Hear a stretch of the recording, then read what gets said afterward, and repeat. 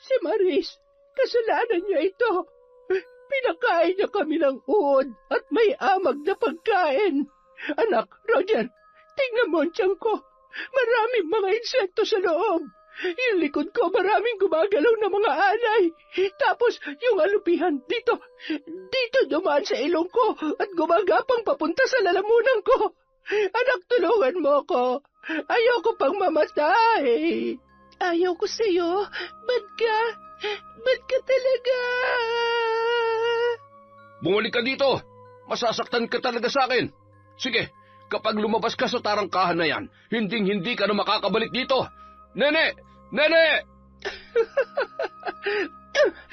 Ang kapal ng mukha mo, Roger. Sobrang sama ng ugali mo. Sinungaling. Bakit? Aalis ba sila kung tinatrato nyo ng tama?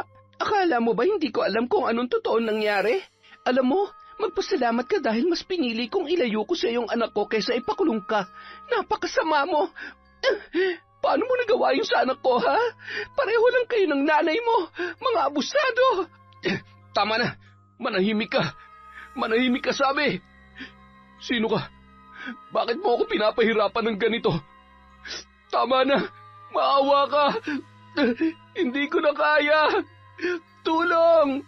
Tulungan niyo ako! Bakit ako makikinig sa pagmamakaawa mo, Roger? Naalala mo ba kung paano kami nagmakaawa sa iyo ni Nathan? Wala ka namang pakialam, diba? Wala kang awa. Kaya pasensya na. Dahil hanggang sa malagutan ka ng hininga, walang tutulong sa'yo. Kahit pa sarili mo walang magagawa upang takasan ng kamatayan sa ngalan ng itim na kapangyarihan. Taon 2018, Bicol. 5:00 ng hapon matapos ang misa ay dagsana ang mga tao palabas ng simbahan. Mahigpit na nakahawak si Maris sa kamay ng kanyang anak na si Nathan, na noon ay nasa 14 na taong gulang pa lamang. Dahil sa espesyal na kondisyon noon ay umaasta yon na tila ba 7 taong gulang na bata. Pilit nung kumakawala sa kamay ng kanyang ina at dahil siksikan ay tuluyan na nga siyang nabitawan ni Maris. Anak, Nathan, saan ka pupunta? Hintayin mo si nanay. Nawala yun sa kanyang paningin, kaya naman napahawak sa kanyang ulo si Maris at nagpalinga-linga. Ramdam niya ng mga oras na yon ang pangangatog ng kanyang tuhod at malakas na tibok ng kanyang puso. Hindi naman kasi pamilyar sa lugar na yon si Nathan. Napabuntong hininga na lamang siya nang makita niya ang kanyang anak sa tapat ng nagtitinda ng cotton candy. Oh, heto. Sa'yo na yan. Wala ka bang kasama? Thank you po. Manong, magkano po? Ay, 10 piso lang. Mukhang paborito niya ata eh. Ay, naku po. Paglalaroan niya lang po yan, Manong. Salamat po. Halika na, Nathan. Ikaw talaga? Bakit mo tinakbuhan si nanay? Bumili si Nathan cotton candy. Nanay, gusto ko rin yun. Nanay, please. Ay, siya, sige. Basta, huwag mo munang bubuksan yung cotton candy mo, ha? At masusobrahan ka na naman sa matamis. Paalis na si nanay, kaya dapat malusog at hindi magkasakit ang baby Nathan ko, ha? Aalis ka, nanay? Work ka na sa malayo? Yaya na lang po kasama ko. Hindi iiyak si Nathan, di ba, nanay? Opo, dahil big boy na ikaw. I love you, anak. Halika na, bumili na tayo ng ice cream mo, tapos uuwi na tayo, ha? Opo, I love you, nanay ko. Bata, hi! Matapos bumili ang mag-ina at naglakad papunta sa sakayan pauwi sa bahay ng kanyang kinakasamang si Roger, bigla na lamang may humawak sa braso ni Maris. Ano po yun, Lola? Gusto mo bang malaman kung ano ang aking nakikita, iha? Kailangan mong malaman para maiwasan at mapaghandaan mo ang mga mangyayari. Pasensya na ho, Lola. gustuhin ko man po, wala po akong dalang pera na ipambabayad sa inyo. Libre lamang ito, iha. Huwag kang mag-alala. Halika, dito tayo. Akin na yung mga kamay mo. Nakikita ko ang magandang kapalaran na naghihintay sa iyo sa ibang bansa. Ngunit may kapalit na pagsubok ang kaginhawahang matatamasa mo kapag hindi ka umiwas sa mga taong pinagkakatiwalaan mo. Makiramdam ka sa mga nakapaligid sa iyo. Hindi lahat ng nagpapakita ng kabutihan at pagmamahal ay totoo. Mahirap kumawala sa isang patibong na magdudulot ng isang malaking bangungot. Mag-iingat ka at ingatan mo ang anak mo. Gabayan ka nawa ng Diyos. Ipagdarasal ko ang iyong kaligtasan. Salamat ho, Lola. Sige po, mauna na po kami. Anak, halika na. Ubus na ice cream ni Nathan. Makalipas ang 3 araw, madaling araw pa lamang ay gising na si Maris at ang kanyang kinakasamang si Roger. Matapos ang 6 na buwang pagsasama ay nagpasyang magturo si Maris sa ibang bansa. Kumpara sa sahod na natatanggap niya sa pagtuturo sa Pilipinas ay triple ang sahod na offer sa kanya sa Thailand. Iiwan niya ang kanyang anak sa pangangalaga ni Roger at ni Aling Beth na nanay ng lalaki. Sa katunayan, masayang-masaya ang ina ni Roger sa naging pasya ni Maris na mangibang bansa para magtrabaho.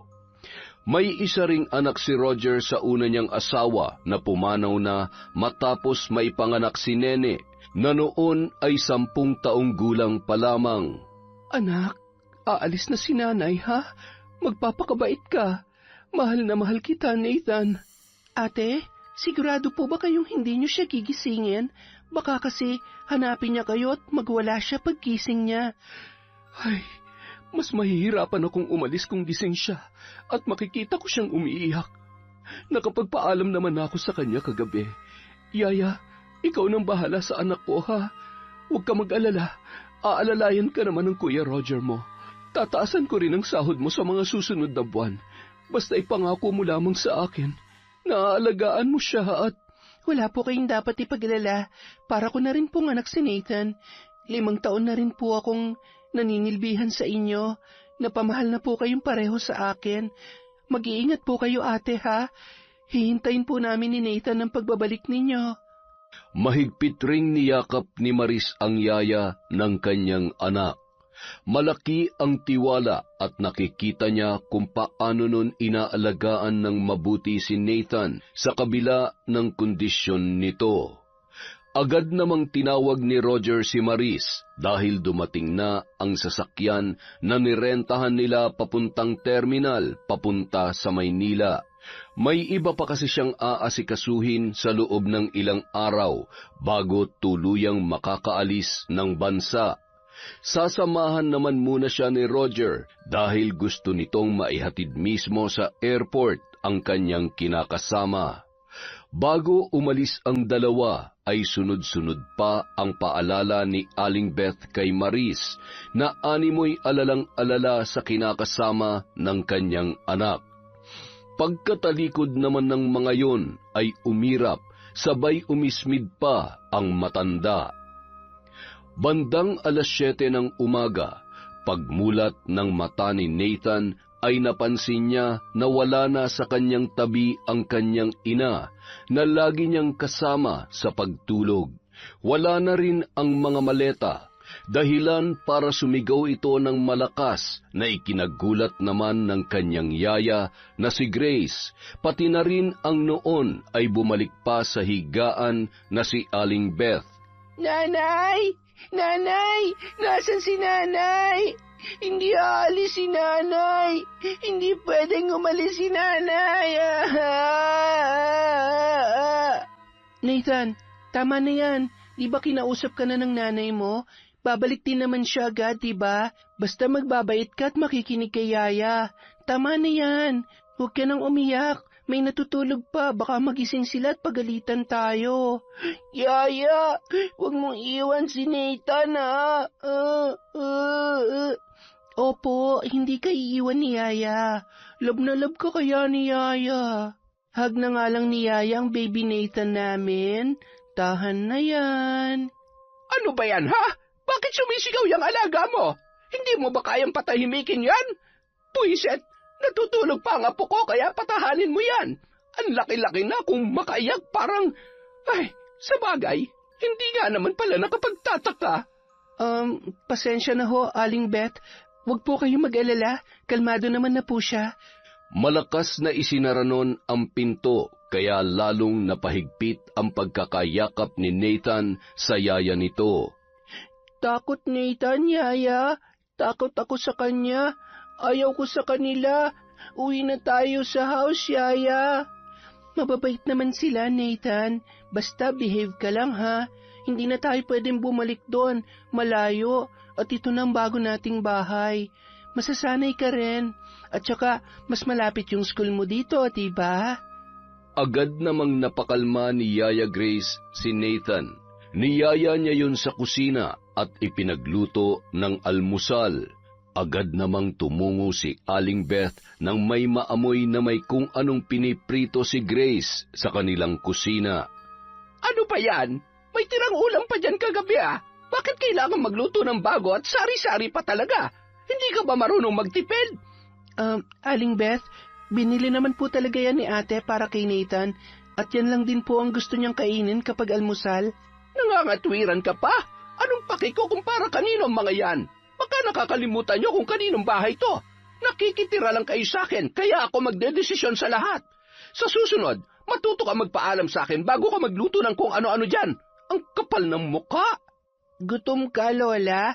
Huwag ka magalit kay Yaya. Gutom lang po si Nathan. Upo ka dito, Lola. Share tayo. Tapos ito kay Nene paggising niya. Kumain ka na lang pwede?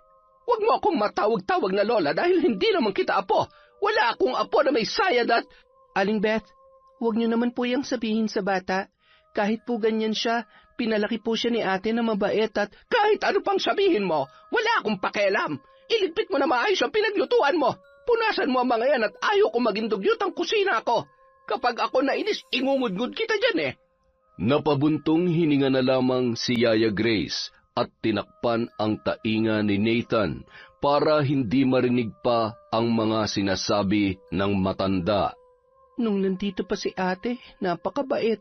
Akala mo anghel. Ngayong nakaalis na, para ng tigring gutom. Ay, paano na kaya kami nito ni Nathan? Saksakan pala ng sama ng ugali ang matandang kuripot na ito.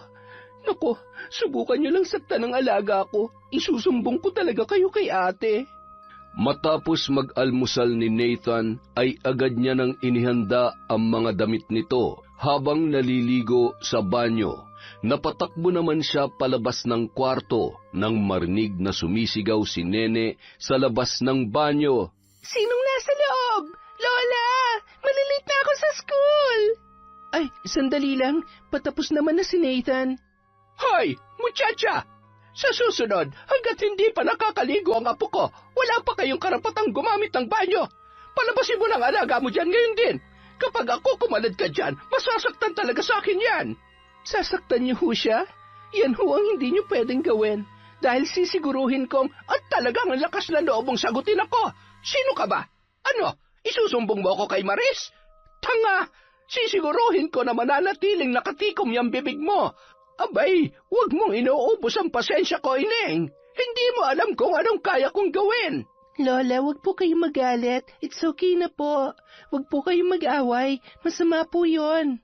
Walang masama sa ginagawa ko, Apo. Tinuturo ko lamang sa kanila kung saan nila dapat ilulugar ang sarili nila sa pamamahay na ito. Yumuko na lamang si Grace at pinigilan ang inis na nararamdaman sa matapobreng matanda. Kung alam lang ni ate na ganyan pala ang ugali niyo, siguradong hindi niya kami iiwan dito ni Nathan. Kawawa naman ang alaga ko kung ngayon pa lang ganito ng trato ninyo. Kailangan malaman to ni ate.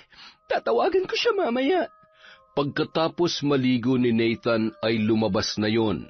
Nakabalot ng tuwalya ang katawan at nahihiya pang tumakbo papunta sa kanyang kwarto nang makita si Nene. Kapansin-pansin naman sa mukha ni Nene na nagsisi sa kanyang inasal, lalo na't naging dahilan yon para magalit ang kanyang Lola Beth. Yun kasi ang unang pagkakataon na nakita niyang galit na galit yon. 10 taong gulang pa lamang si Nene, bagamat may kaartehan ay mabait naman na bata. Sa katunayan, natutuwa pa siya na meron na siyang maituturing na kapatid. Agad namang nagbihis si Yaya Grace at tumungo sila sa paaralan sakay ng tricycle. 4 na oras siya maghihintay sa kanyang alaga bago mag-uwian. Kinapa niya ang kanyang bag na bitbit nang maalala niya na gusto niyang tawagan ang nanay ni Nathan na si Maris. Napakunot noo siya at kinabahan dahil wala roon ang kanyang cellphone. Napabuntong hininga na lamang siya at iniisip kung saan niya yon nailagay. Sa pagkakatanda niya, sa bag niya nilagay ang cellphone bago natulog. Ipinagsawalang bahala niya na lamang yon dahil nasisiguro niyang nasa bahay lamang ang kanyang cellphone. Nang makauwi sila ni Nathan, habang pinapakain ang kanyang alaga ay panay naman ang hanap niya sa kanyang telepono. Ngumisi sabay tinawag siya ni Aling Beth na noon ay nanonood ng TV sa sala. Ano ba ang hinahanap mo at kanina ka pa hindi mapakali? Yung cellphone mo ba? Paano niyo po nalaman? Nasa inyo po ba yon? Bakit? May tatawagan ka ba? Tatawagan mo si Maris? Sige, umupo ka rito. Tawagan mo siya at pagkatapos ay ibalik mo ulit sa akin yan. Ayaw ko kasi ng matabilang dila. Magandang samahan namin at malaki ang tiwala sa akin ni Maris. Sa amin ang anak ko at hindi ko hahayaan na ikaw ang sisira noon. Aba, ayos. Sigurista. Magmamaldita, takot naman palang isumbong. Ay, gusto mo ng laro ha? Eh di sige. Aling Beth, pasensya na ho kung nasagot-sagot ko kayo kanina. Hindi na po yun mauulit. Huwag po kayo mag-alala. Hindi naman po ako magiging sakit ng ulo ninyo. Susundin ko ho kung anong gusto ninyo. Tutulungan ko rin ho kayo sa mga gawaing bahay para hindi kayo napapagod at hindi umiinit ang ulo ninyo. Talaga? Mabuti naman. Magkakasundo tayo dyan. Sige na, kumain ka na. Ubusin mo na yung tirang ulam kagabi at malapit nang mapanis yan. Ay, grabe. Ibang klase. May tao palang ganito. Ay, Diyos ko, kayo na nga lang po ang bahala. Basta huwag niyo lang sasaktan ng alaga ko at baka makalimutan ko na matanda kayo. Nang gabi rin yun, nakausap naman ni Yaya si Maris. Nakabantay nga lang si Lola Beth sa bawat salitang sasabihin niya. Ayaw naman makipag-usap ni Nathan dahil nagtatampo pa rin ang bata. Makalipas ang ilang buwan, maayos naman ang trato ni Roger kay Nathan. Madalas niyang isinasama sa labas ang bata at naglalaro sila ng basketball sa malapit na covered court. Masaya si Nathan kahit may mga pagkakataong sinusumpong yun, lalo na kapag hindi maganda ang gising at may gustong hindi nasusunod. Nasanay na yon sa pagsusungit ni Aling Beth at kung minsan ay idinadaan na lamang noon sa pagmumukmok sa kwarto. Bihira naman makatawag si Maris at limitado lamang ang oras kaya hindi nakakapag-usap ng maayos ang mag-ina at hindi rin nagkakaroon ng pagkakataon si Grace na magsabi ng katotohanan sa kanyang amo. Kapag wala si Roger, hindi sila pinapasabay sa pagkain ni Aling Beth. Kung anong matirang pagkain ng maglola ay yun ang pinagtsatsagaan nilang dalawa ni Nathan. Buti na lamang, may patagong iniwan na pera si Maris kay Yaya na ginagamit niya para bilhan ng gustong pagkain si Nathan bago o pagkatapos ng klase nito. Makalipas ang 7 buwan, inutusan ni Aling Beth si Grace na mamalengke. Iniwanan niya si Nathan na nasa kwarto lamang at naglalaro.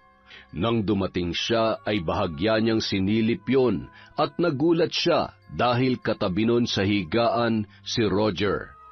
Hawak ni Roger ang tablet at may kung anong pinapapanood kay Nathan. Nang mapansin siya na nakasilip ay agad niyang pinatay yun. "Oh, nandyan na palang yaya mo. Ako nang bahala dito, Grace. Tulungan mo na lamang si Mama sa pagluluto." Sige po. Nathan, anong pinapanood mo? Nanonood lang kami ng movie. Di ba, Nathan?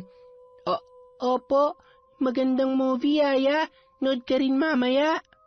Talaga? Sige, enjoy ka dyan, ha? Huwag masyadong malapit sa screen yung mata para hindi sumakit, ha? Okay po, Yaya.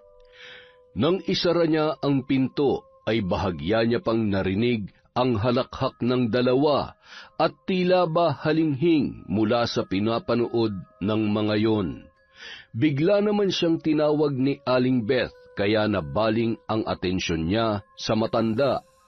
Kinagabihan, matapos magligpit sa kusina ay nadatnan ni Grace ang kanyang alaga sa kwarto na noon ay nanonood ng malaswang video. Napatakbo yon at agad na inagaw ang hawak na tablet ni Nathan. Nathan, bakit nanonood ka nito? Saan ang galing to, ha? Okay na yon. Okay na sabi yan, Yaya eh. Hindi, isusumbong kita sa nanay mo. Sige ka, buburahin ko na to at kahit kailan, huwag kang manonood ng ganito. Naintindihan mo ba? Huwag mong burahin, huwag sabi. Ayoko na sa'yo! Labas! Lumabas ka! Ayoko na sa'yo! Hoy!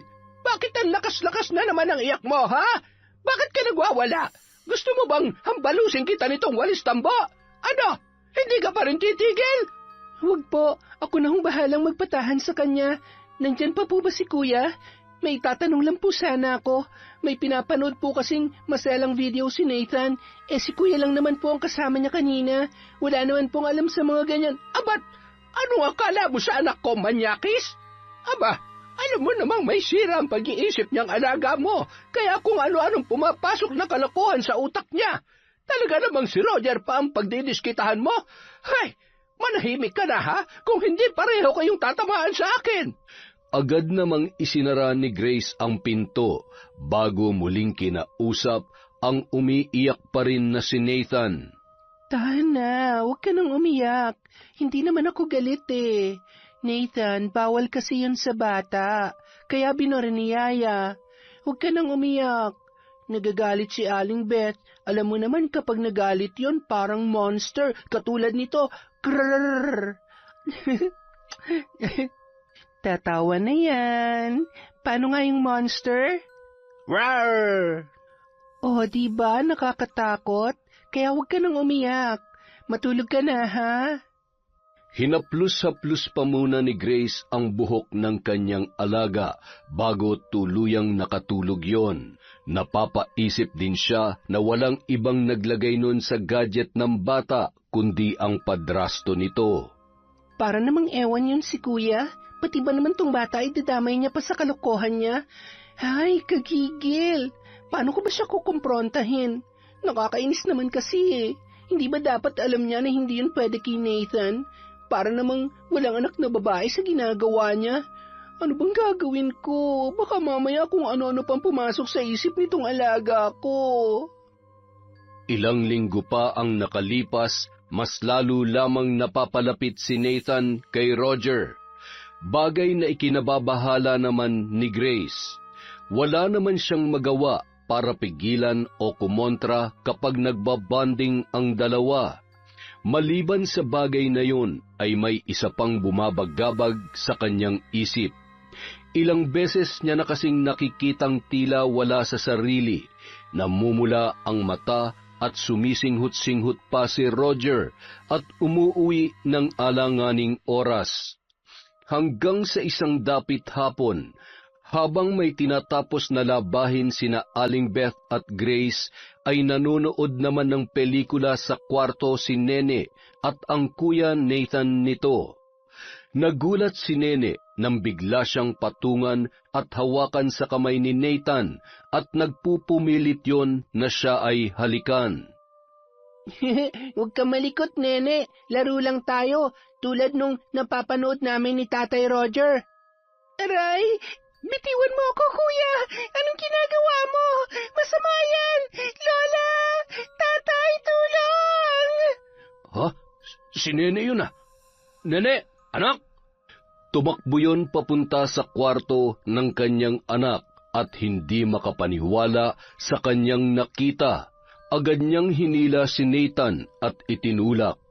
Tatay, gusto niya akong halikan. Hayop ka! Mapapatay kita! Bakit galit, tatay? Bakit galit at saktan si Nathan? Laro lang naman kami ni Nene, ah. Anong laro sinasabi mo dyan? Nene, dito ka lang. Tuturuan ko ng leksyon tong lokong to. Hinila niya si Nathan sa braso at kinaladkad papunta sa may likurang bahagi ng bahay, malapit sa labahan kung saan abala sina Aling Beth at ang yaya ni Nathan na si Grace. Ano hong nangyayari? Kuya, saan niyo dadalhin si Nathan? Bitawan niyo siya! Nasasaktan ng bata, ano ba? Yaya, tulong! Tulong, Yaya! Sakit! Bitawan mo ko, tatay, please! Diyan ka lang. Huwag kang makikialam, kung hindi, tatamaan ka rin sa akin. Ano ba kasyang nangyayari? Sinubukan pa naman pagsamantalahan si Nene, kaya talaga makakatikim sa akin to eh. Ano? Lintik ka! Ay, Diyos ko! Sandali lang at pupuntahan ko ang apo ko! Kuya, alam niyo naman ho ang kalagayan niya. Pwede niyo namang pagsabihan. Nakikinig naman yan eh. Hindi niya naman... Manahimik ka! Halika dito, Nathan. Dito ka nababagay sa kulungan ng aso. Hindi ka lalabas dyan hanggat hindi ka nagtatanda. Kuya, maawa naman po kayo kay Nathan. Naaawa ka? Gusto mo isama kita sa loob ng kulungan, ha? Aray ko, maraming langgam po, Yaya. Tatay, kagat si Nathan. Ayaw ko dito, tatay. Huwag mo akong matawag-tawag na tatay. Wala akong anak na katulad mo. Kuya, ako na po nakikiusap. Huwag niyo naman gawin sa kanya to. Hindi ba kayo naaawa? Hindi ba't kasalanan niyo naman dahil ikaw ang dahilan kung bakit natutunan niya bagay na yon? Akala niyo ba hindi ko alam na pinapapanood niyo siya ng... Manahimik ka! Hindi ako titigil hanggat hindi niyo pinapalabas ng kulungan si Nathan. Abat, bakit? Sino ka ba para utusan ako, ha? Isusumbong kita kay ate.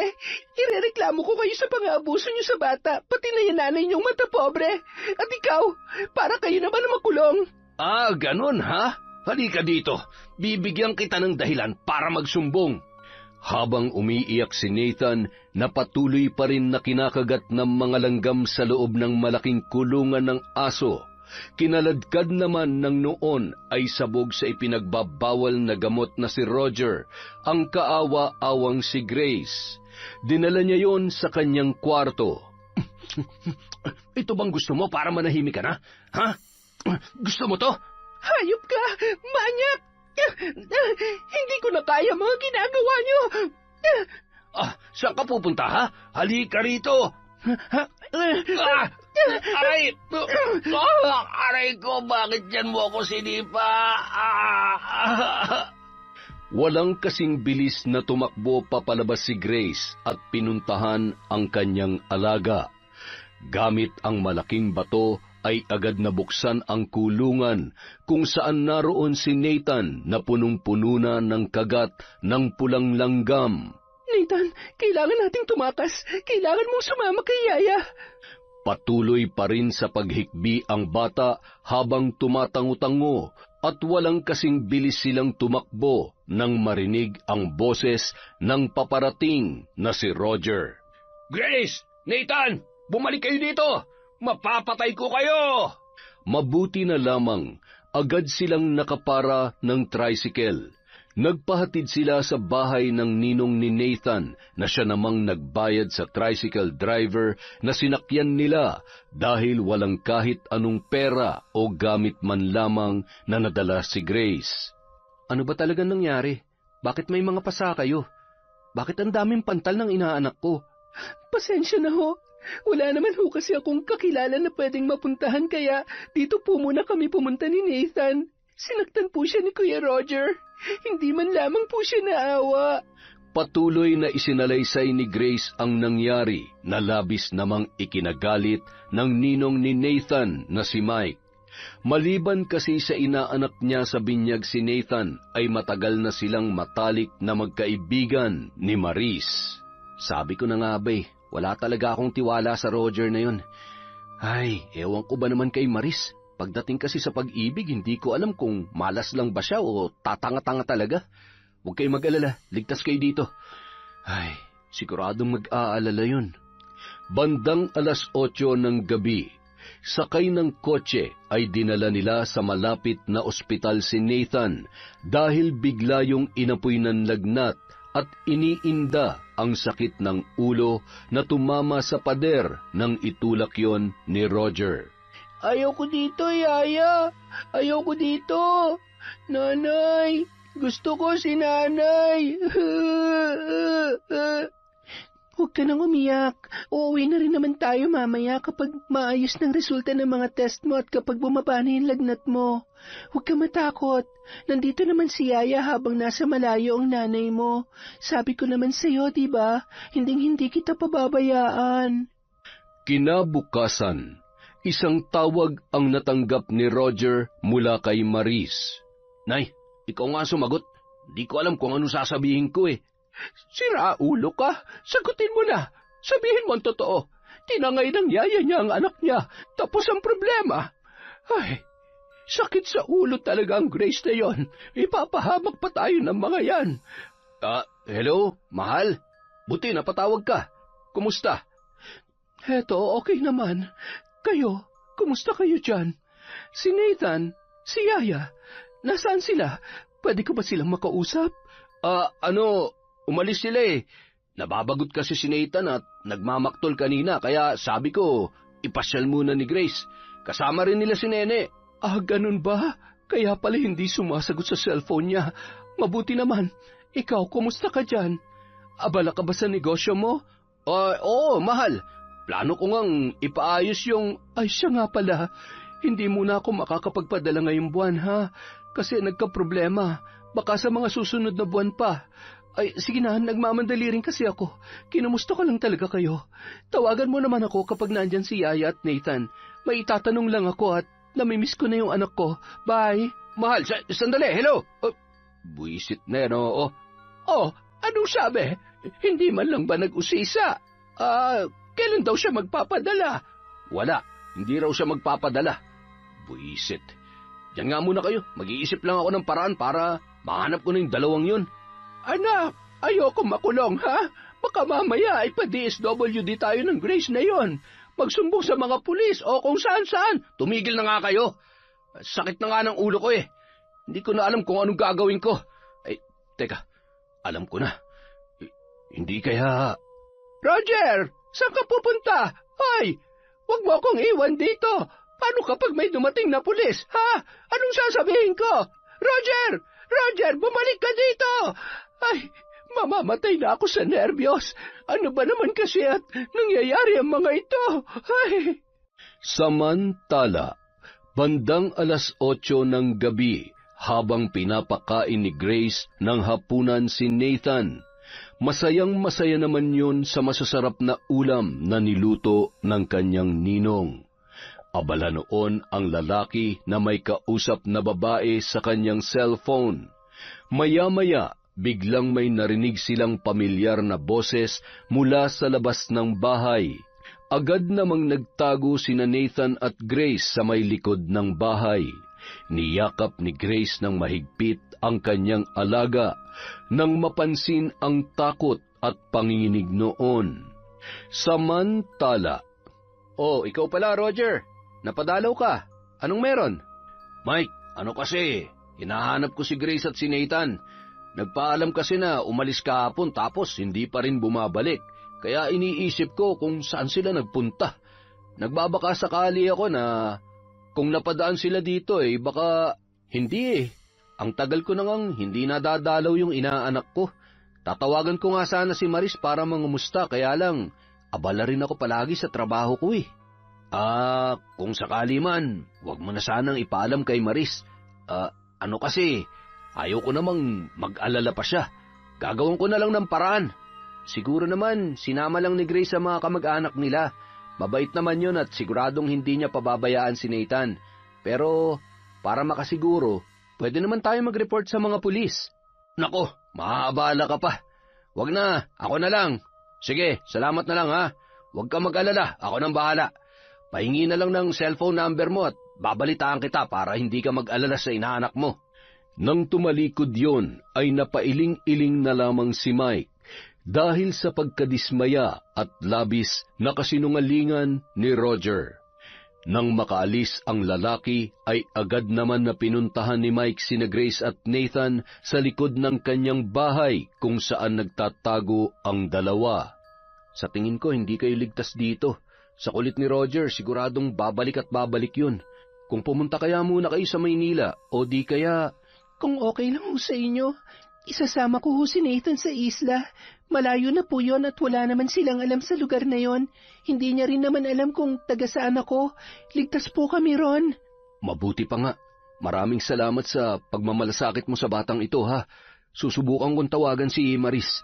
Siguradong wala yung alam tungkol sa mga kalokohan at kasinungalingan ni Roger. Ay. Kinabukasan, hinatid ni Mike ang dalawa sa sakayan ng bangka papunta sa islang pinagmulan ni Grace. Masayang-masaya naman si Nathan habang sila ay nakasakay sa bangka at sinisilip ang maasul-asul na kulay ng walang kaalon-alon na dagat. Bandang 3:00 ng hapon nang makarating sila sa isla. Malayo-layo ang kanilang nilakad bago sila nakarating sa bahay ni na Grace.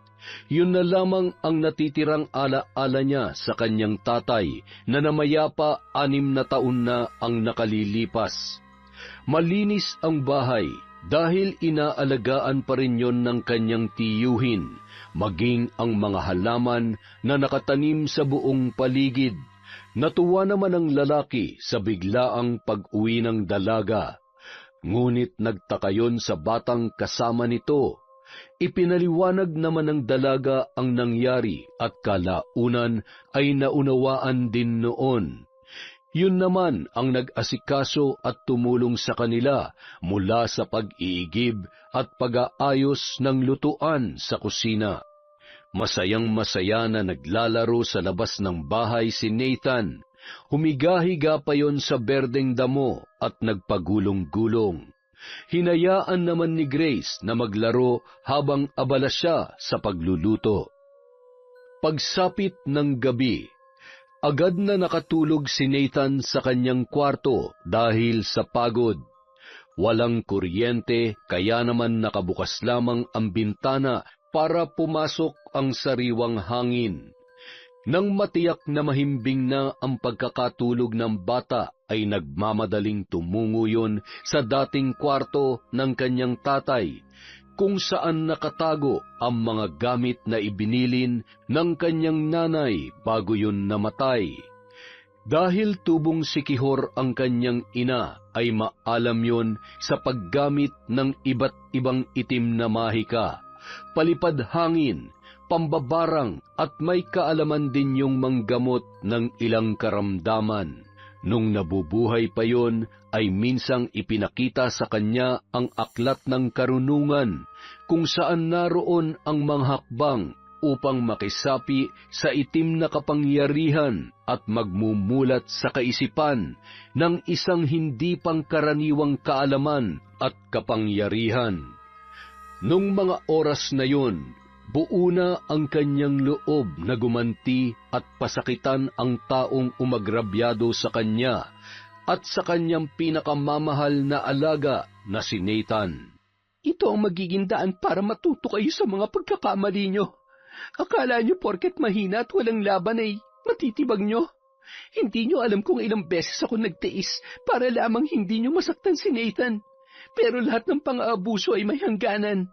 Makikita niyo kung gaano kaimportanteng mamuhay ng walang inaapakan. Habang binabasa ang bawat pahina ng aklat, ay unti-unti niyang nauunawaan ang mga bagay-bagay at kung paano niya yun gagamitin. Sa pagpapatuloy na pagbabasa ay hindi niya maunawaan kung bakit tila sa bawat orasyon sa aklat na yon ay nagmamarka sa isip at kanyang mga mata, hanggang sa inilabas niya na ang ilang mga nakatagong gamit sa panggagamot at pambabarang na nasa isang kahon na yari sa dahon ng karagumoy. Luma at tastas na ang ilang bahagi noon. Kapansin-pansin ang isang malaking bote na may laman na 6 pinatuyong mga insekto, pako, bato at mga tinik. Nang buksan niya yon ay umalingasaw ang masangsang na amoy. Isa sa mga araw na ito, pasasaan ba't mabubuhay ko kayong muli? Kayo ang magiging katuwang ko upang maisakatuparan ng pagpaparusa sa mga taong umalipusta at pinagsamantalahan ng kabaitan ko. Minsan lang naman akong magtiis, pero kapag napuno na ako, hindi ako magdadalawang isip na iparana sa inyo ng doble ang mga kasalanan nyo. Wala nang libre-libre ngayon, kaya lahat ay pagbabayaran mo, Aling Beth. Lalong-lalo ka na, Roger. Habang lumilipas ang panahon, lalong lumalalim ang kaalaman niya sa paggamit ng aklat upang magamit ang itim na kapangyarihan. Mula sa pagbuhay ng mga insekto ay marami na siyang kayang gawin na hindi pangkaraniwan. Kaya naman sa pagkakataong yon ay unti-unti niya nang pinaplano kung paano sisingilin ang mga taong may atraso sa kanya, at maging sa pinakamamahal niyang alaga na si Nathan. Tuloy-tuloy ang naging suporta ng ninong ni Nathan na minsan ay nagagawi pa sa isla upang ihatid ang pangangailangan ng kanyang inaanak. Siya rin ang nag-aabot ng sahod ni Grace. Nalulungkot man sila dahil tumigil sa pag-aaral si Nathan, ngunit yun muna ang kailangan nilang unahin: ang kaligtasan at ikabubuti ng bata habang nasa ibang bansa pa ang kanyang nanay. Isang gabi, muling tinungo ni Grace ang kanyang silid at kinuha ang kanyang mga gamit sa pambabarang. Kabilugan ng buwan, maghahating gabi na at malayo ang distansya ng mga kabahayan. Pumunta siya sa may likod na bahagi ng kanyang bahay at pumwesto sa tapat ng isang malaking puno. Ang buhay ng puno na yon ang sasalo ng mga sumbalik na ipapataw niya sa kanyang babarangin. Ilang sandali pa, sinindihan niya na ang 3 kandilang kulay itim. Pinatayo yun sa ugat ng puno. Hawak niya rin ang malaking garapon na mayroong iba't ibang insekto. Nagsimula siyang mag-usal ng mga kahindik-hindik na salita at iniangat yon. Maya-maya, inilapag niya ang garapon sabay binuksan. Kayo magsisilbing katuwang ko. Pamamahayan niyo at kukunin ang lakas ng babaeng yon upang makaramdam siya ng takot at kawalan ng pag-asa na mabuhay pa.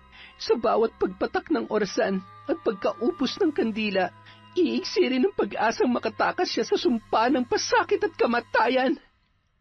Samantala, napabuntong hininga naman si Aling Beth habang pinagmamasdan ang kanyang apong si Nene na noon ay tulog na tulog. Nung gabing yon ang unang pagkakataon na nakatulog ang bata na walang laman ang tiyan. 1 linggo nang walang iniaabot na pera si Roger at kahit man lamang bumili ng bigas at ulam ay wala. Nagtatago na rin si Aling Beth sa mga kakilala niya dahil sa mga utang sa tindahan at pera na ipinambayad niya sa tuition fee ng kanyang apo na nag-aaral sa pribadong paaralan. Yung iba naman ay ipinambili niya ng alahas na kinahihiligan niya. Mga alahas na wala ni isang natira dahil naisanla na ni Roger. Hindi para isalba ang nalulugi niyang negosyo, kundi para ipantustos sa kanyang bisyo. Hindi na mapigilan ni Aling Beth ang kanyang sarili sa laki ng problema na kinakaharap ng kanyang pamilya at awa na nararamdaman niya para sa kanyang apo. Ilang minuto matapos humiga, naramdaman niyang may nagpupumilit magbukas ng pinto. Nakiramdam siya sa pag-aakalang si Roger yon. Ikaw ba yan, Roger? May dala ka bang pagkain? Nagmamadaling bumangon at binuksan niya ang pintuan. Pagkatapos ay natuwa siya nang makita ang pagkain na nasa pinggan. Ngunit hindi si Roger ang taong nasa kanyang harapan. Maris, ikaw nga. Bumalik ka na pala. Bumalik ako para ibigay sa iyo to. Alam ko na nagugutom ka na. Kayo ng apo niyong si Nene. Marami akong inihandang pagkain, Nay. Haliho kayo. Naghain na po ako. Halika, Nene. Kumain muna tayo. Salamat. Salamat at umuwi ka na. Gutom na kasi kami ni Nene. Si Roger, hindi pa rin siya umuwi. Masayang-masaya ang maglola at napapalunok-laway pa nang makita ang napakaraming masasarap na pagkain. Takam na nilantakan ang mga nakahain, hanggang sa napatigil ang mga yon nang muling magsalita si Maris. Mukha nga kayong gutom na gutom. Kawawa naman kayo. Pero bago kayo sumubo ulit, pwede niyo bang sagutin ang tanong ko? Nasaan si Nathan? Nasaan ang anak ko? Maris, hindi ko alam. Wala kaming kasalanan. Kung mayroon mang dapat maragot sa pagkawala niya, ay ang walang hiya niyang yaya. Siya ang kumuha sa anak mo, hindi kami. Maniwala ka, ginawa ni Roger ang lahat para mahanap sila. Sinungaling ka. Ayan, kainin yung lahat ng yan. Ubusin niyo. Anong mga yan? Nene, apo, huwag.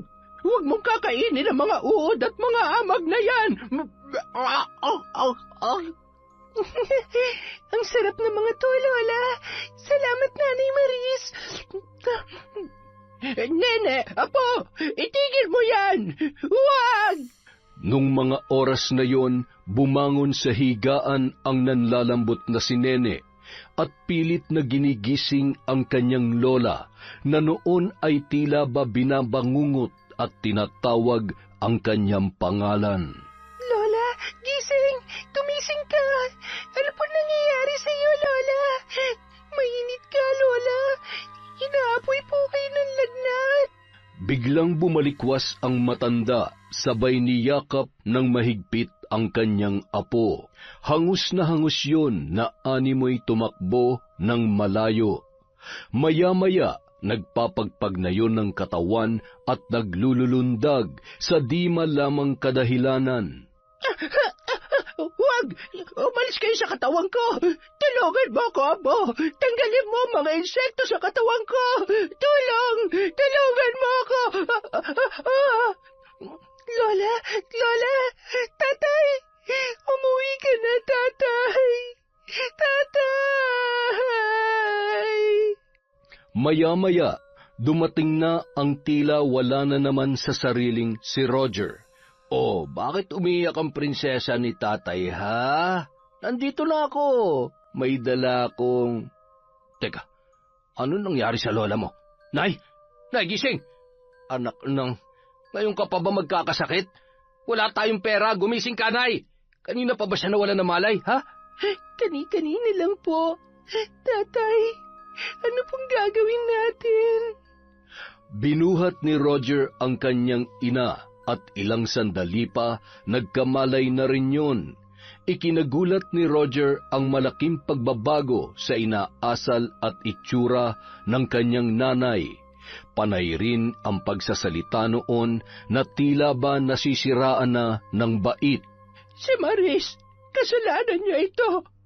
Pinakain niya kami ng uod at may amag na pagkain. Anak, Roger, tingnan mo ang tiyan ko. Maraming mga insekto sa loob. Yung likod ko, maraming gumagalaw na mga alay. Tapos, yung alupihan, dito dumaan sa ilong ko at gumagapang papunta sa lalamunan ko. Anak, tulungan mo ko. Ayoko pang mamatay. Nay, ano ba naman at nagkakaganyan ka?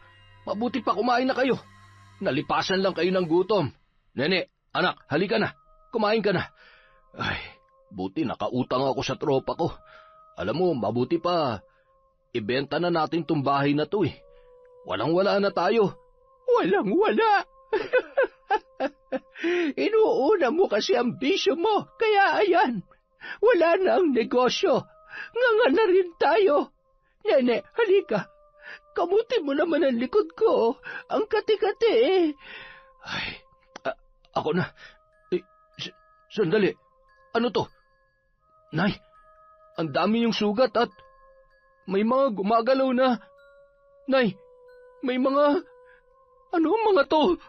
Sinubukang dalhin ni Roger sa albularyo ang kanyang ina. Ngunit tinapat sila ng matandang albularyo na huli na para mabawi pa ang sumpa na ikinabit kay Aling Beth. Matapos ang 1 buwan mula ng kabilugan ng buwan ay tuluyan ng pumanaw yun. Sa pagkamatay ng matanda ay lalo lamang lumala ang pagbibisyo ni Roger.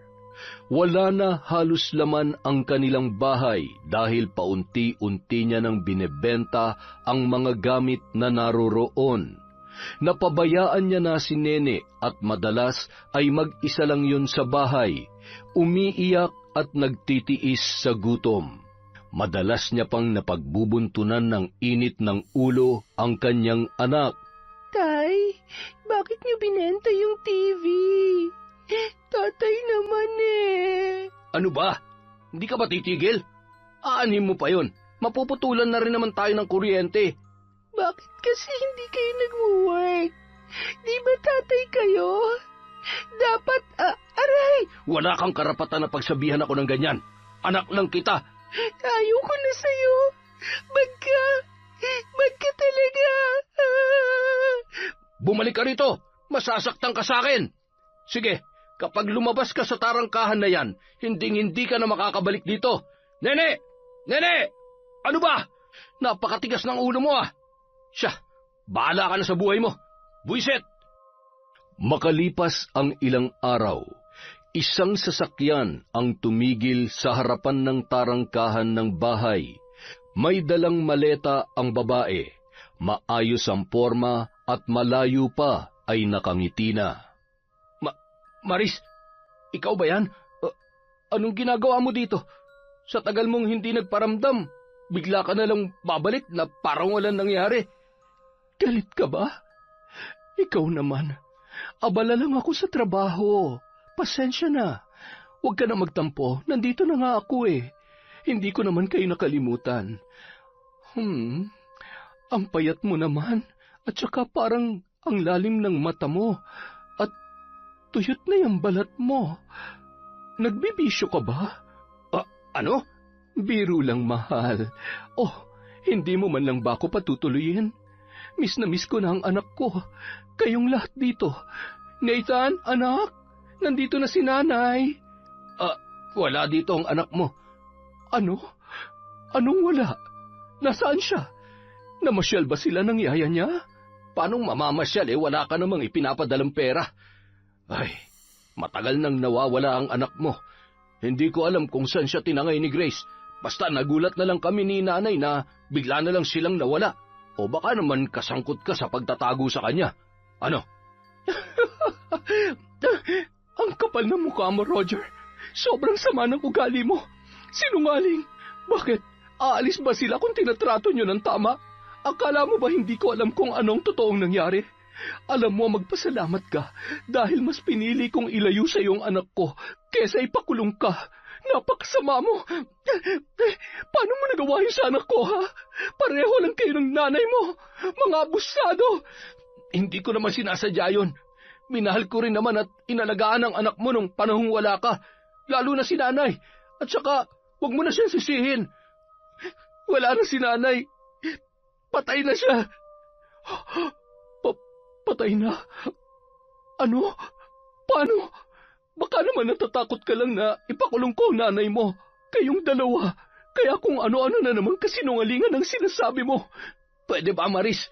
Huwag ka na magmaang-maangan. Baka nga may kinalaman ka pa sa pagkamatay niya eh.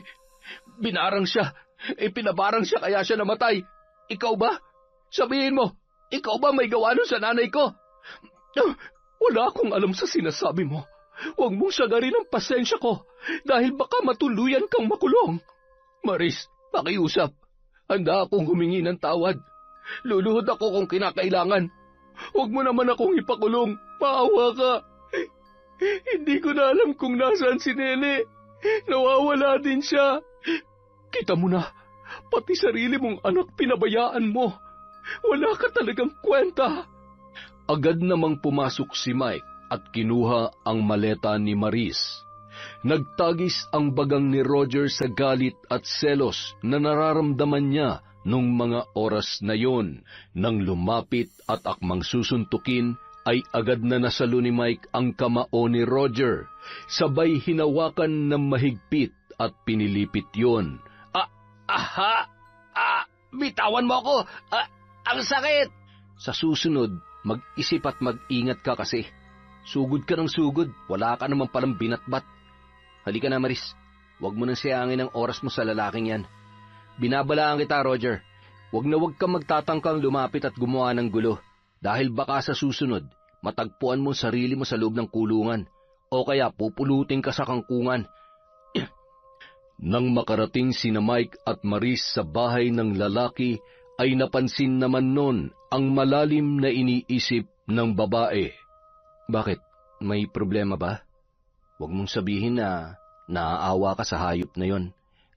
Mike, hindi. Nag-aalala lang ako kay Nene. Kawawa naman yung bata. Biktima lang din siya. Wala naman siyang kinalaman sa mga nangyayari. Kailangan natin siyang mahanap. Ay, kung yan ang paraan para mapanatag ang loob mo, sige, hahanapin natin siya. Pero kapag nahanap na natin ang bata, anong plano mo? Ibabalik mo siya sa tatay niya? Aalagaan mo? Menor de edad pa siya. At kapag nalaman ng DSWD ang ginagawa sa kanya, siguradong sila mismo magtatama ng lahat. Makalipas ang 1 linggo, tumungo sila sa mga karatig bayan hanggang sa natagpuan nila si Nene sa gilid ng palengke, kasama ang ilang bata na mamalimos para may pambili ng pagkain. Hindi mapigilang tumulo ang luha ni Maris. Awang-awa siya sa bata at hindi maipagkakaila na hindi niya man kadugo ay itinuturing niya na yon bilang tunay na anak. Kasama ang ibang bata ay pinakain niya ang mga yon. Masayang-masaya naman si Nene na muling makita ang kanyang nanay Maris. Pansamantala nilang iniuwi si Nene para kausapin ng masinsinan. Huwag niyo po akong ibabalik kay tatay. Ayaw ko po doon. Sinasaktan niya po ako at lagi po siyang galit. Uuwi ng lasing at inuubos niya po yung mga gamit sa bahay.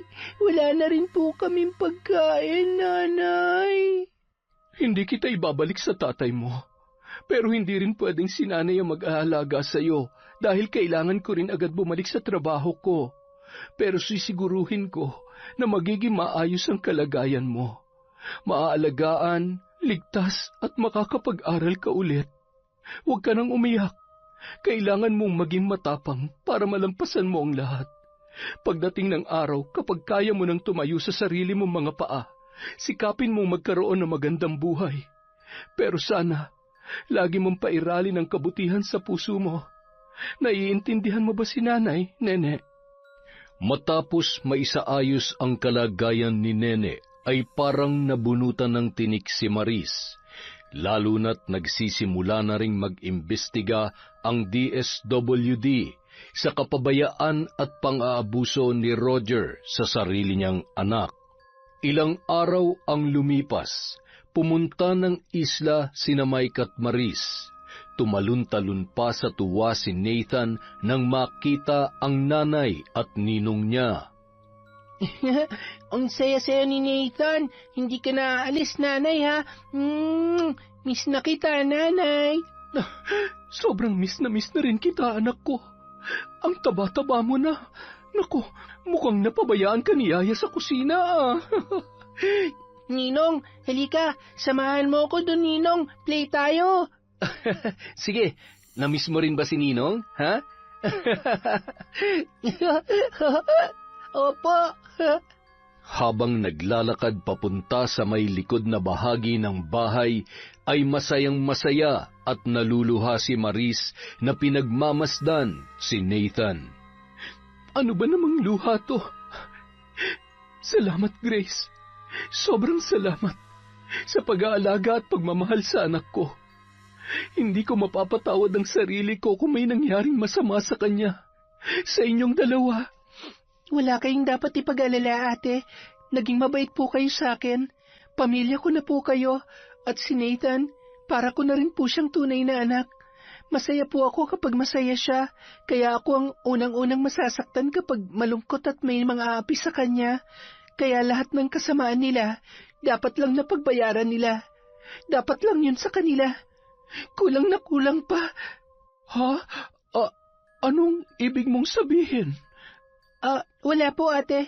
Huwag niyo na lamang pong intindihin yung mga sinabi ko. Tuloy na po kayo sa loob para makapagpahinga kayo. Nagluto rin po ako ng paborito niyong suman at pansit. Nako, mukhang kinukulit ni Nathan ang ninong niya. Mukhang masayang-masaya dito ang anak ko. Opo, at saka, alam niyo po, ang dami niya na rin kaibigan dito. Paano po lahat ng dumadaan binabati niya? Hindi na rin po siya iritable katulad ng dati. Sobrang laki ng naitulong mo sa kanya. Parang ikaw na nga ang nanay niya eh. Naku po, parang wala namang araw na hindi niya kayo naaalala. Bago matulog, magpe-pray siya tapos lagi siyang nagwi-wish na umuwi na kayo. Ay, kung pwede nga lang na dito na lamang ako. Kaya lang, hindi pa tapos ang kontrata ko. Konting tiis pa. Iniisip ko nga, paano kung may sarili ka na ring pamilya? Huwag po kayo mag-alala. Wala pa naman po sa isip ko yan. Isa pa, masaya na po ako sa buhay na meron ako ngayon. Kayo ho, baka gusto nyo na hong kulayan yung naudlot na love life nyo ni Kuya Mike. Mas mabait at halata naman pong mahal niya pa rin kayo. Ikaw talaga. Ay nako, mas gusto ko munang matikman yung niluto mo kaysa pag-usapan ng love life ko. Sige po. Pagsapit ng gabi, magkatabing natulog si Nathan at ang ninong Mike niya. Si Maris at Yaya naman sa kabilang kwarto. Nagising si Maris ng hating gabi. Wala sa tabi niya si Grace, kaya naman bumangon siya para hanapin yon. Napansin niyang nakaawang ang pinto, kaya nasisiguro niya na lumabas yon ng bahay. Samantala, kabilugan ng buwan at napakaraming bituin sa kalangitan. Napangiti pa siya at pumikit habang nilalasap ang malamig na simoy ng hangin. Nagpatuloy siya sa paglalakad hanggang sa makarating sa likod na bahagi ng bahay at nagpalinga-linga. Ay, saan kaya nagpunta si Grace? Gabing-gabi na, hindi man lamang nagpaalam. Nang bumaling siya sa isang direksyon, ay napansin niya ang tila baliwanag ng isang kandila. Dagdag pa ang boses ng isang babae na animoy may binibigkas na hindi niya maintindihang mga salita. Lumakad siya papalapit doon at amoy na amoy niya na ang usok ng kandila. Kasabay ng pagkaupos ng kandila at ang luha nito ay simbolo ng buhay mo. Hindi kita bibigyan ng pagkakataon na itama ang pagkakamali mo dahil wala sa akin ang salitang kapatawaran. Kamatayan mo lamang ang magpapagaan sa galit na nararamdaman ko. Magdusa ka, Roger! Magdusa ka! Sa kabilang banda, napabalikwas si Roger sa kanyang kinahihigaan. Nagpalinga-linga siya nang maramdaman ang init na tila pinapatakan ng kandila ang kanyang katawan. Umuusok at isa-isang naglilitawan ang sugat sa kanyang balat. Habang naririnig niya ang boses ng isang babae na tinatawag ang kanyang pangalan, biglang napahawak si Roger sa kanyang ulo. Tama na! Manahimik ka! Manahimik ka, sabi! Sino ka ba? Bakit mo ako pinapahirapan ng ganito? Tama na! Maawa ka! Hindi ko na kaya! Tulong! Tulungan niyo ako! Maya-maya, Naramdaman niya ang mga galamay ng kung anong insekto na nasa kabilang tainga niya. Hawak ang kanyang buhok habang galit na galit ang ugat sa noo ay nagliparan ang mga bangaw, tipaklong at putakti. Napahawak yun sa kanyang dibdib nang maramdamang may kung anong bumabara at nakatusok doon. Hinahabol ang hininga na animoy nalulunod. Pakiusap! Patawarin mo na ako! Huwag mo akong papatayin! Kailangan ako ng anak ko! Sige na!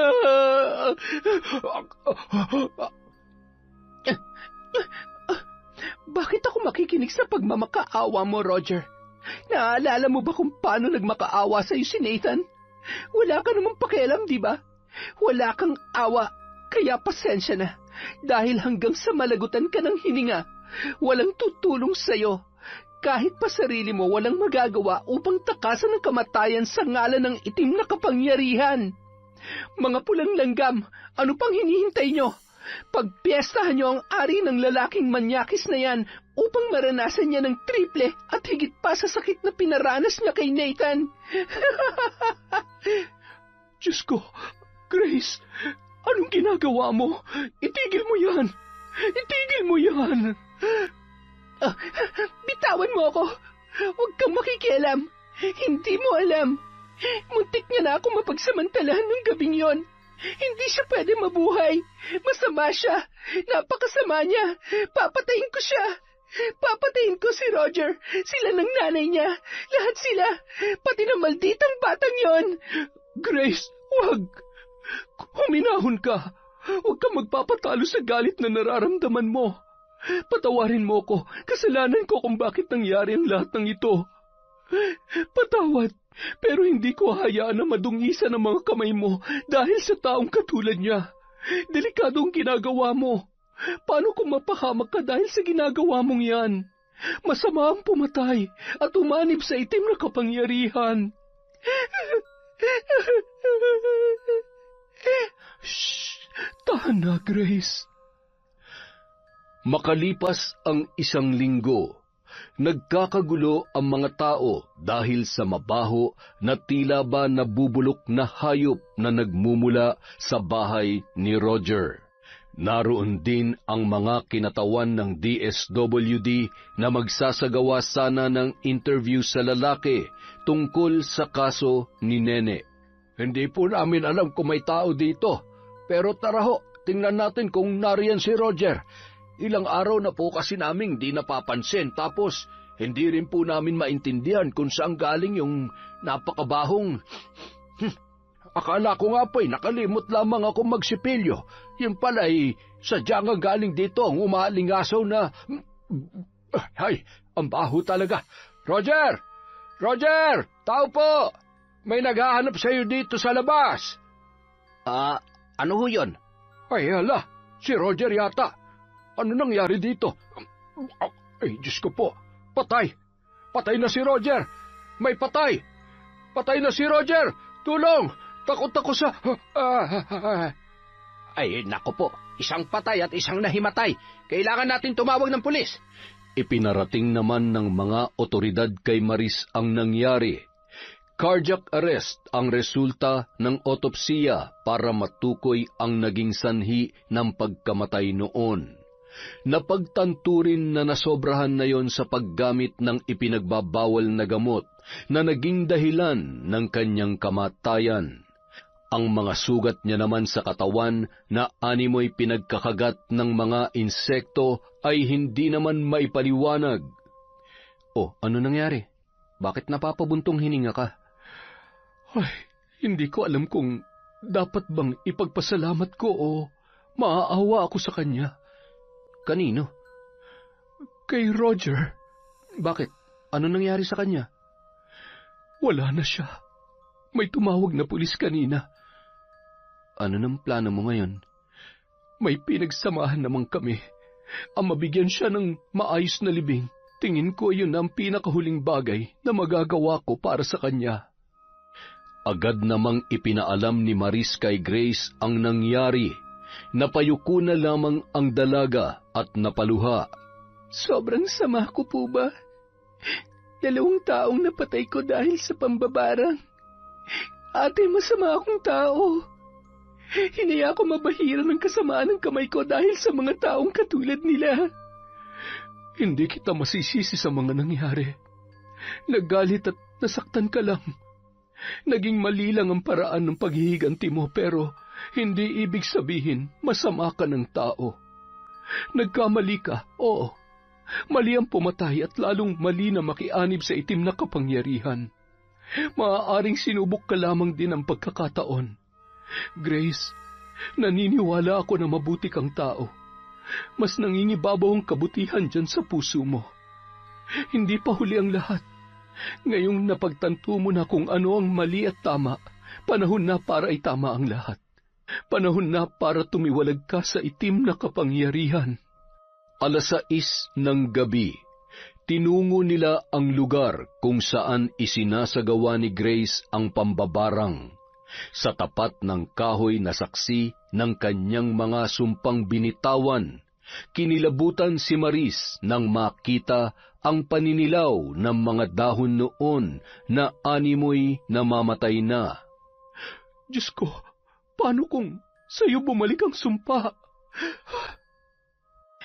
Inaral kong mabuti ang aklat, kaya huwag ka na mag-alala para sa akin, ate. Sa ngayon, ibabaon ko na mga gamit na ito. Palalayain ko na rin ang puso ko sa galit at nakaraan ko. Pangako, hinding-hindi ko nagagamitin ang itim na kapangyarihan. Kinaumagahan, pumunta sila sa bayan. Doon muna sa bahay ni Mike na malagi ang mga yon habang mayroon silang inaasikaso. Matapos mailibing si Roger ay para na ring nabunutan ng tinik sa dibdib si Maris. Sobrang bait mo, ate. Kasi kung ako, hindi ko ipapalibing yon. Dapat nga hinayaan na lang yun mabulok dun sa bahay niya eh. Ganun talaga. Mahal na mahal eh. Tigilan mo nga ako, Mike. Kanina ka pa, ha? Ganyan talaga kapag nagsiselos, ate. Ako? Sa itsurang yun, magseselos ako. Mas gwapo ko doon, oy. Kunwari ka pa. Halata ka naman. Ay, huwag ka mag-alala. Anong laban ng patay sa buhay na buhay at napakagwapo pa?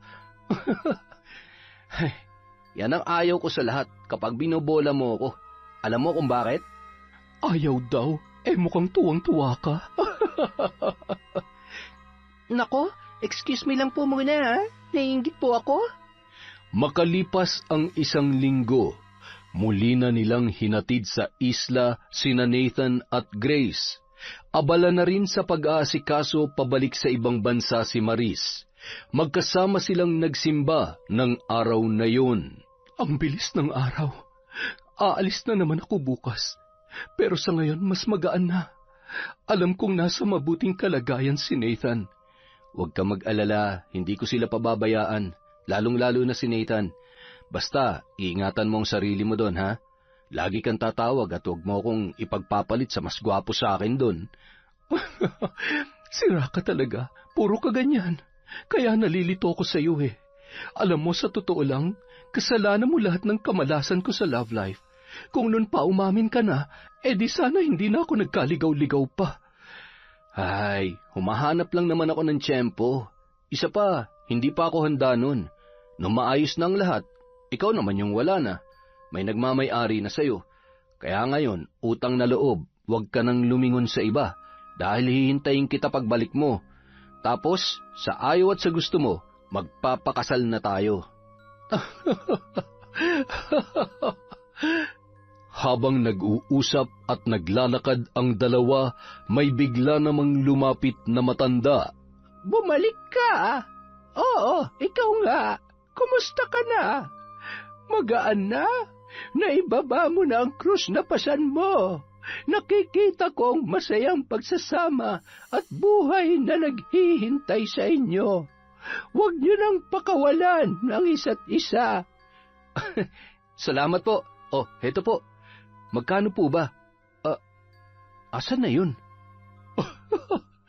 Nakaalis na agad. Alam mo, totoo lahat ng sinasabi niya. Siguro kung naniwala ako sa sinabi niya noon, hindi na siguro ako umalis at iniwan si Nathan at Grace sa bahay na yon. Ay, pero tapos na ang lahat.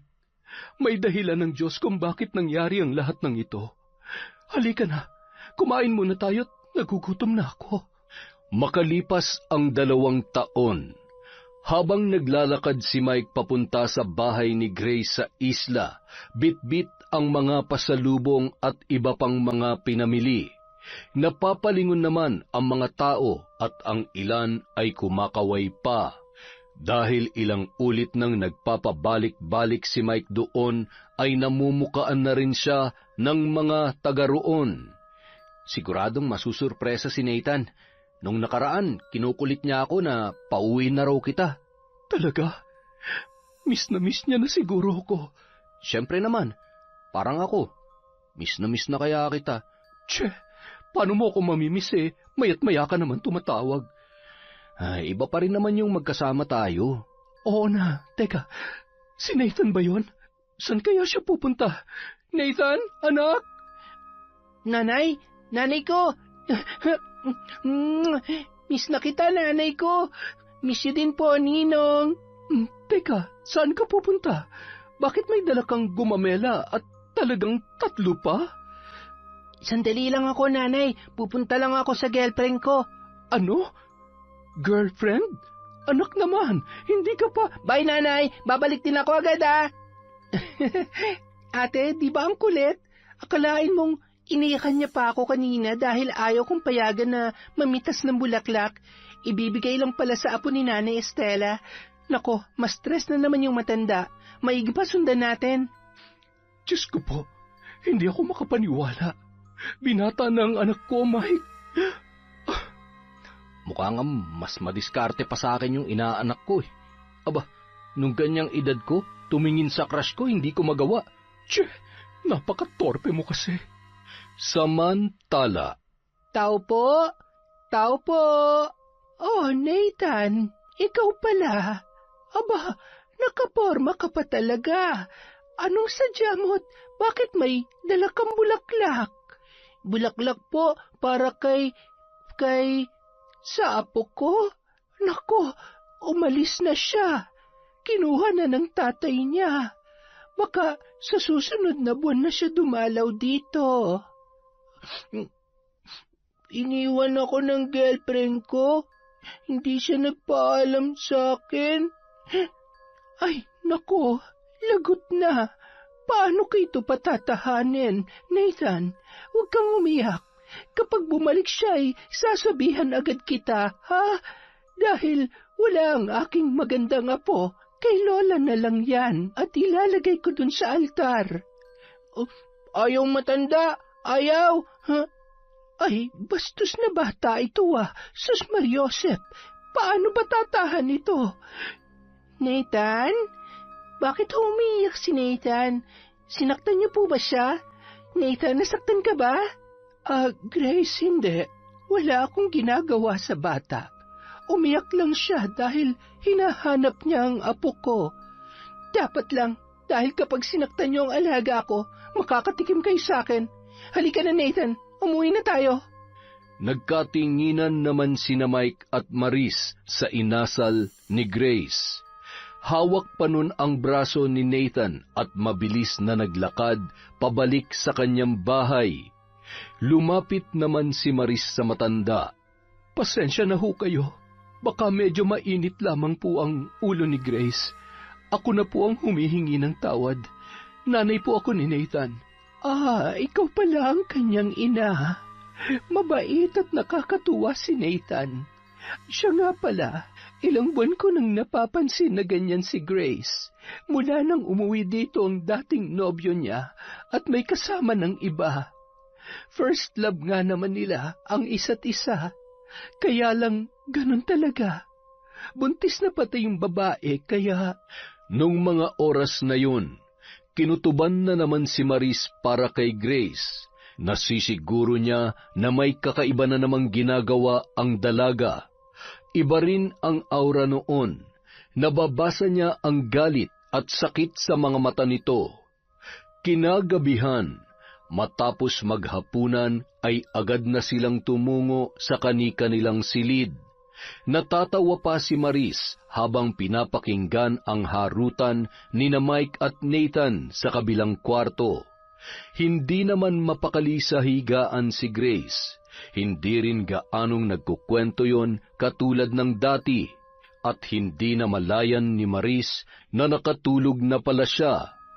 Nang siya ay magising, ay nagulat siya nang wala na naman sa kanyang tabi si Grace. Agad niyang hinanap ang dalaga at tumungo sa isang lugar na nababatid niyang kinaroroonan ni Grace. Hindi nga siya nagkamali. Hawak ng dalaga ang isang larawan na pinapatakan niya ng kandila habang nag-uusal ng mga nakakatakot na salita. Grace! Ate! Grace naman! Ano na naman to? Hindi ba nangako ka na sa akin na hindi mo nagagamitin yan? Patawarin mo ako, ate. Hindi ko na alam ang gagawin ko. Gulong-gulo ang utak ko. Nasasaktan ako. Kinalimutan ko na siya eh. Akala ko hindi niya na ako babalikan pa. Pero alam mo kung anong masakit pagbalik niya. May kasama siyang iba. May mahal na siyang iba, ate. Grace, lumilipas din ang sakit. Kailangan mo lang tanggapin na wala na. Tapos na. Tanggapin mo na hindi kayo ang nakalaan para sa isa't isa. Ang pagtanggap ang unang paraan para mawala yung sakit na nararamdaman mo. Gusto mo bang maging dahilan upang maging miserable ang buhay ng iba? Halika. Tumayo ka dyan. Akin na yan. Huwag mong sirain ang buhay mo dahil lamang sa lalaki. Gamitin mo ang sakit na nararamdaman mo para maging mas malakas at para mas mahalin pa ang sarili mo. Hindi ko alam kung paano gawin yan, ate. Pero salamat. Susubukan ko ang lahat na makakaya ko. Pinag-aral ni Maris si Grace sa kolehiyo. Nagsama naman sila ni Mike bilang mag-asawa. Nagpasya silang magpakasal at magkatuwang na pinalago ang kanilang mga negosyo upang hindi na kailanganin pang bumalik sa ibang bansa ni Maris. Bumalik din sa pag-aaral si Nathan. Isang araw, dinalaw nila si Nene na matagal na nilang hindi nakikita. Nanay, salamat po at pinalikan niyo ako. Namiss ko po kayo. Nanay, nag-aaral po ako mabuti katulad ng sabi niyo sa akin.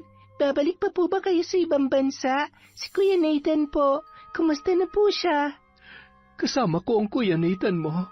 Gusto ka rin niya makita at marami siyang pasalubong sa'yo. Nanay, Nene, ikaw na si Nene. Ha, ang tangkad mo na. Ang ganda-ganda pa rin ni Nene, Nanay. Gusto mo, sama ka sa amin? Ang dami kong toys. Tapos, pasyal tayo sa mall. Tapos, dun sa isla. Ang ganda-ganda ng dagat, Nene. Tapos, nandun yung girlfriend ko. Maganda siya, mahaba ang buhok at... Nanay, may girlfriend na raw si Kuya, oh. Wow, ang dami naman nito. Pati damit.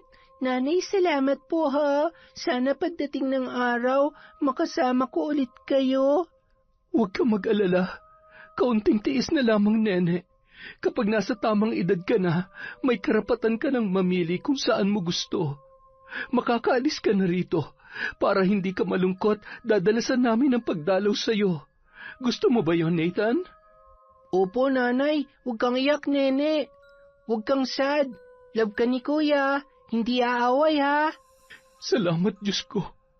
Sa kabila ng kalagayan ng anak ko, napakabuti pa rin ang kanyang puso. Oh, bakit umiiyak na naman ang mahal ko, ha? Nandyan ka na pala. Wala to. Natutuwa lamang ako. Masayang-masaya si Nathan. Salamat, mahal, ha? Salamat sa pagiging mabuting ama sa kanya. Salamat sa pagiging mabuting asawa. Mahal na mahal kita. Mahal na mahal ka namin ni Nathan. Mas mahal na mahal kita. Ayaw ko ng pagdaanan mo ang hirap at lungkot na pinagdaanan mo noon. Mahal na mahal ko kayo ni Nathan at syempre, ang magiging anak natin. Siguradong mas matutuwa si Nathan kapag nalaman niya na magkaka-baby brother na siya. Tama ka. Yon, napakahiwaga talaga ng pagmamahal. Sa susunod na po ulit ang shoutout natin. Naglilista pa po si Kwentong Enteng. Maraming salamat po sa walang sawang pagsuporta sa Kwentong Enteng.